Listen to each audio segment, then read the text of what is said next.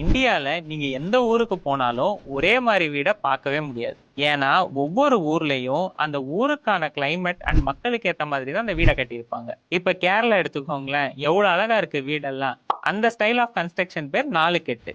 So அதுல பாத்தீங்கன்னா வீட்டுக்கு நடுவுல ஒரு முற்றமும், முற்றத்தை சுத்தி ஸ்லோப்டு ரூஃபும், அந்த ஸ்லோப்டு ரூஃபு கீழேயே வுட்ல அழகா தூண் வச்சிருப்பாங்க. இங்க அதிகமா மழை பெய்யறனால அது வீட்டுக்குள்ளே இருந்து ரசிக்கிற மாதிரியும் அதை வித்ஸ்டாண்ட் பண்ற மாதிரியான பில்டிங்ஸையும் இங்க கட்டியிருக்காங்க. இதுவே ராஜஸ்தான் எடுத்துக்கிட்டீங்கன்னா அங்க பெருசு பெருசா ஹவேலிஸ் கட்டியிருப்பாங்க. ராஜஸ்தான்ல ரொம்ப ஹீட்டா இருக்கிறனால அங்க சாண்ட்ஸ்டோன் அண்ட் மார்பிளை வச்சு வீடை கட்டியிருப்பாங்க. ஸோ இந்த மெட்டீரியல்லாம் அங்க இருக்கிற வீட்டை கொஞ்சம் கூலா வச்சுக்கும். அப்படியே நார்த் ஈஸ்ட் பக்கம் போனீங்கன்னா பேம்போ ஹவுசஸ் நிறைய பார்க்கலாம். அங்கிருந்து கொஞ்சம் கீழே வந்து கொல்கட்டால பாத்தீங்கன்னா ராஜ்பெரிஸ்ங்கிற ஸ்டைல்ல வீடை கட்டியிருப்பாங்க. இது மாதிரி ஒவ்வொரு ஊர்ல இருக்கிற ஸ்பெஷாலிட்டிஸை நம்ம சென்னைக்கே கொண்டு வரலாம். இதெல்லாம் இன்ஸ்பிரேஷனா வச்சு கூட நம்ம சென்னையில நமக்கு பிடிச்ச மாதிரி வீடை கட்டிக்கலாம். பேன் இண்டியா மூவி மாதிரி பேன் இண்டியா வீடை சென்னையிலே கட்டிக்கோங்க.